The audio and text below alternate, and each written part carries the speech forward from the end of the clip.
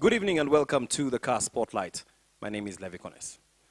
Tonight we are discussing matters to do with entrepreneurship, just in keeping up with just what happened in Nairobi in July this year at the GES Summit. And of course, a lot of matters to do with entrepreneurship have been discussed, and I've been trying to do that even this past Wednesday. But tonight I have brought two gentlemen who are not just in entrepreneurship, but they're also doing other things through their foundation called the Africa Youth Trust. So with me is Mr. Nahashon, who is the Executive Director of Africa Youth Trust, and Mr. David Momanyi, who is the Education Officer at the same Africa Youth Trust. Karibuni sana, welcome to Kass. Thank you very much. Very glad to have you here. Excellent. So let me pick it up from you, Nahashon. What is the Africa Youth Trust? Thanks, Levi. Africa Youth Trust is a youth-led development organization that was created in 2005, around June, to spearhead a youth-led development model in Africa and beyond. And basically, our mandate is to ensure that young people are drivers of change in the in the society.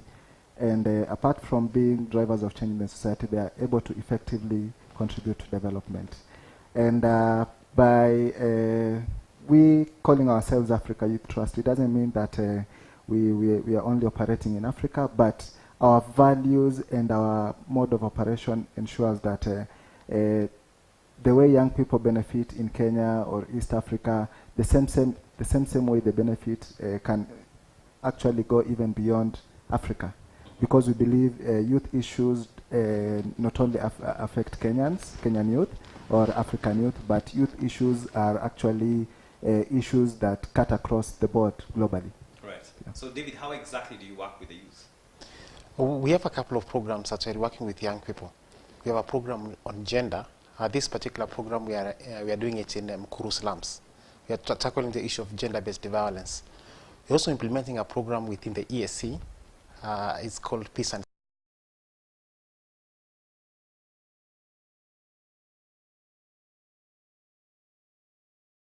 who are directly or indirectly affected, there are children and women. So we are putting these women on the policy table now. They can be able to come up with a conversation to see on how best they can be able to work with the policymakers to effect change in the policy issues within the various member states. We're also implementing a decent work and labor rights in East Africa program. This is an economic empowerment program we are implementing in Nairobi, Mombasa, and the Kisumu counties. This particular program, we are training young people in business skills and entrepreneurship trainings on how they can be able to start a business and sustain the business. You realize that starting a business and sustaining a business, they are two different things. Yeah, they say 70% of them fail. Yes, and actually, in this particular country, we have so many young men and women that are unemployed. And as we are speaking today, probably more than 12 million young people that are looking for jobs. And the government of Kenya is not robust enough to give jobs to young people. So Africa Youth Trust, we have come up with an intervention to see on how best we can be able to train these young people to be economically empowered so that they can be able to generate enterprises that can be in a position to employ other young people in these particular societies. So we take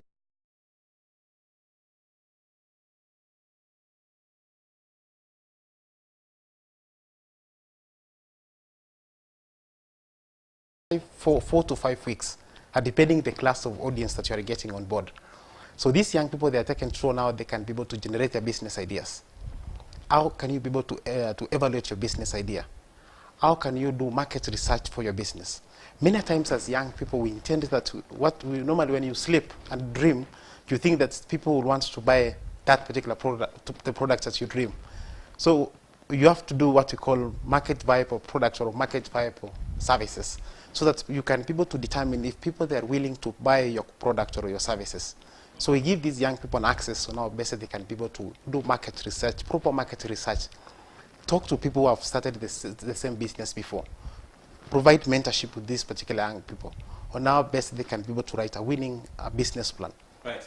I want to pause you right there because I'm going to allow you to take us into a school of this, like step by step. Okay. But I first must ask you, Nahashon, everyone seems to be targeting the youth. What was your compulsion? The reason as to why we settled on the youth? What's your reason? First of all, young people form the majority of the populations, be it in Kenya, in Africa, and beyond. Another thing, we cannot achieve development if we ignore the youth, because they form the largest population, and they are more energetic to drive development. And basically, young people are the ones who can actually make sure that even the policies we develop are actualized, because they can determine who is going to be in governance. They can determine the direction of the economies. They are the future leaders of tomorrow, and the future of the economies depend on them. So we chose to settle on the youth because we want to see economies growing. We want to see issues of governance being sustainable, and even development being sustainable. The leaders of today are not guaranteed. It's not a guarantee that tomorrow they will be there to spearhead what we started. But the youth of today will be there tomorrow to ensure that whatever was started is sustainable. So you aim, yes. Probably to add on that, why the youth? One, we are a youth-led organization. Two, we believe that young people have energy, they have creativity, and they have innovation. And these young people, when they are given the right skills, they can be able to turn the economy of these particular countries, depending on which country you're coming from. They can be able to put their skills, their knowledge they have learned from school, and even the youth, they're the majority of this particular country. Like 70% of young people in this particular country is a composition made of young people. So that's the reason why we saw there is need for us, as by virtue of being the youth organizations, we can be able to play an important role because these are our peers. We can be able now to shape on how best we can be able to build the economy of this particular country. Right. There's a concern, though, that even on the sidelines of the summit that happened here, that there was not, and you've mentioned skills, there wasn't much emphasis on skills. Everyone is trying to make the young person become an entrepreneur of sorts, a businessman, somebody who can get out to the market and sell something and make money for himself and be able to support his family. Unfortunately, nobody is really telling them to be more skill-based. We've got so many fundis, but very few good ones. True. We've got so many, masons, very few good ones. Very true. Even looking for somebody who is a good mechanic is difficult. Very so true. Where do you merge the two between actually entrepreneurship and developing your skill as Africa Youth Trust? One of the key things, actually, you have approached a very good dynamics. And that's a place where probably the government interventions are not working at all. This is a challenge that even the Youth Fund is facing, that you think that by giving young people resources, they can be able to start a business tomorrow. And you rightly put when we started the show that many businesses, they don't celebrate second anniversary. Let me give you statistics. That out of 150 enterprises, which are run and managed by young people, they don't celebrate the second anniversary. 70%, 70,000 enterprises don't celebrate the second anniversary. Because one, these gentlemen, they don't have knowledge on how and skills on how they can be able to manage profitable businesses. That is the mismatch that we are having. So the AYT now comes in, recognizing that's a very big challenge. For us, we give you money. We want to make a difference because we don't want to give you money with a business, with an enterprise which is going to die tomorrow. Yes. So we take these young men and women, or now they can be able to, in a practical class, how to be able to manage a business. And even we do practical visits on those particular enterprises. You match the knowledge that you have learned from class and outside there what they really need. Because what in school, you are taught a lesson, and you are given exams to do. But in the real life, when you go to the real life, the real life is different. The test comes fast. The test comes fast. That prepares you for a lesson. So you learn a lesson on the way. Yeah. So let me ask you. So what's the criteria? How do you get into class with you guys? The first thing we do with these young people, we ensure that we've done something known as information meeting.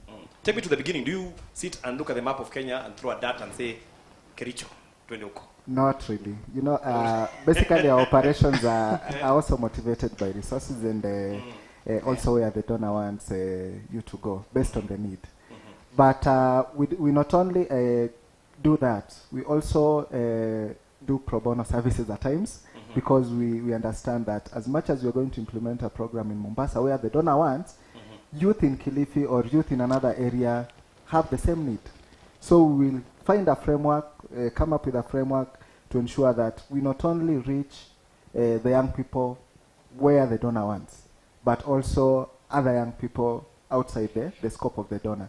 And by doing this, we've actually devised our mode of trainings and even, let me say, information sharing through not only physical trainings and information sharing, but also through the use of social media. We ensure that apart from the young people who we are directly mandated to reach, we are able to reach others through the social media platforms like the Facebook. We also use our website to communicate and share knowledge. Even through the knowledge sharing platform, we have a hub whereby young people are able to engage and share various experiences on what is affecting them, even as in within Kenya and even across East Africa. Yeah, but David, Probably. you're the guy in education. Yes, yes. So how, for the guy who is seated in Bomet somewhere, or Yes, Eldoret, yes, or yes, yes. Kitale, Nakuru, Yes. Nairobi, who may have never heard of the Africa Youth Trust until this program, is wondering, so how practically does that guy get into class with you? What happens? Do they apply? Do you source them? How do you get the man in? Yeah, let me explain a few before we reach someone who is in Bomet or in Kericho or in Uasin Gishu. One, there is a need, as my executive director has just rightly put. There is a need. We are driven by need. Yes. We do a baseline survey to determine if the program is viable. If we take a program in Kericho, how viable is it to take this particular program to these specific counties? Are we going to get results? What will be the outputs? What will be the outcomes? Because even the donors will be interested to see the results of the money, because this is an investment which has been made. So there is a model. We started with Nairobi. We did a baseline survey in Nairobi 3 years ago. We worked with a program called Youth Employment Initiative of Nairobi. After that, we upscaled this particular program to other counties. We went to Uasin Gishu County. We have done a program in Eldoret. We went to Voi, that is in Taita Taveta County. Right. We went to Mombasa, to be specific, in Mvita. We went to Kilifi, which is in Mtwapa. We went to Mpita. We went to Kisumu. Basically, this model we wanted to be able to replicate from Nairobi to see how it can be able to work in other regions. How best it can be able to reach as many young people as possible. Because this is a model that we are planning to be able to sell it to other counties moving forward. We are moving systematically. So probably, if we are not in your county at this particular moment, we are planning to come to these particular counties. We believe by the end of probably the next 5 years, we have covered the other counties which are not being reached. So basically, there is a need. We have to develop a need. And then now we come up with the specific activities to address those particular needs. Right. Yeah. But someone will tell you, of course, there's a need in the whole country. Yes, there is a need. There is a need. Yeah, there is a need. Yeah. And we're looking forward to work with the county, with the counties, specific counties, who are willing to be able to embrace an economic empowerment program in their specific counties. Right. Let me ask you about like county initiatives. You know, like many counties have like a youth fund that's trickled down to county levels. Yes. Where youth are able to access certain amounts of money to be able to get business capital. Now I know that you are training guys to get this capital. Yes. But are you also showing them how to access what is already readily available? Yes. What we do this. We train these young people first. There is an information sharing which Nahashon spoke. That's the first interaction. These particular meetings, there are 3 to 2 hour conversation with young people. First, to share opportunities available in the labor market. Where can you invest as a young person? What can you be able to do? Probably you are looking for a job. and you don't seem to get one, how can you be able to open a platform where people can be able to share ideas? So now the best they can be able to come up with ideas. Now they can which is available employers. Or if I am a young person, because there is a devolved government systems. Where can I invest as a young person? What can I invest? What can I grow in these particular counties? So what we do first, after taking you through to a class for 3 days a week, 3 hours a day for a period of 5 to 4 weeks, we bring in available resources. We don't provide resources. What we do, we have developed a very strong network of people, of mentors. After the trainings, which is a foundation, we have a mentorship program. Takes for three months after the training. This mentorship program, we also bring in the financial intermediaries. First, they work with your business ideas, the business plan, to be as much as realistic as possible. Many times when young people are given an opportunity to be told there's fundings, they come up with unrealistic business plans or business ideas. You find someone wants to start start transport businesses from Mombasa port, taking the goods all the way to southern Sudan. And probably they need a huge truck which will cost 12 million. As a startup, no one will be able to give you that particular money. As you keep on your vision in making sure that you want to start a robust transport businesses, how best can you be able to start small? We bring in the financial intermediaries where we have worked with the financial intermediaries. We have also brought in the government interventions like the Youth Enterprise Fund, the Women Enterprise Fund, the Youth Enterprise Development Fund, the other microfinance institutions who have youth-friendly services. We have also brought them in so that they can be able to give these young people an opportunities to be able to show their expertise and the knowledge and skills in implementing their business. Right. Their business You plans. have me interested, definitely, and I think even our viewers are very interested. But Nahashon, who qualifies? You know, when somebody sits at home, they're like, okay, so what happens? You've done the baseline survey, you've decided you're coming to Eldoret. Yeah? And I'm a young person seated in Eldoret. How do you find me? How do I find you? Who do you find? What are the dynamics of the person you are trying to find? Basically, we don't marginalize anyone, and we don't discriminate anyone. We ensure that once we administer the correct tool to identify whether you're interested in getting into employability class or entrepreneurship, if you pass the test, you're good to go. Whether you're a disabled young person, whether you're educated, whether you didn't clear school, you're able to go through the trainings. And we actually break down the cluster, the youth cluster, into maybe 15 years to around 24. We have the 24 to 29 and then 29 to around 34 years. And you'll realize the first cluster is whereby you see these young people. These are people who can't I've just realized come up with something. In your cluster, I'm not there. But clearly, women is there. But yeah.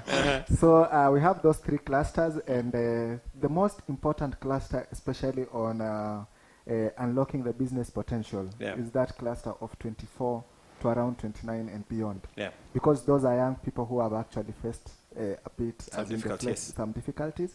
And there are people who, when they decide to go into business, they have that dream and they are sure that that is what they want. So once we have administered that tool, we take you to we take you through the But training. What's the point of convergence? Do I go to your website and apply? How do you know? Not really. We do mobilization. We do mobilization in the community by use of our TOTs, the trainer of trainers, and they mobilize from churches, education institutions, mosques, and the like, just within the community. And we are able to identify from these young people which businesses can they do in these communities.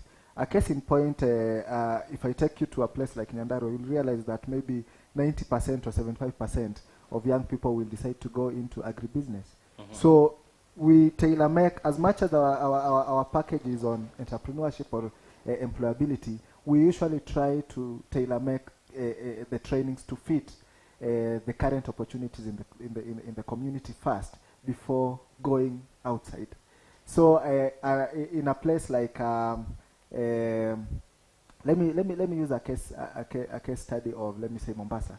You realize that in Mombasa, like if you're asking young people to give you business plans, or if you're asking them to get into business, the ideas you'll realize that most of them either want to go into maybe fishing, others want to do tuk-tuk business, and the like. So we try as much as possible to tailor-make what they want to do to be a realistic thing. Right.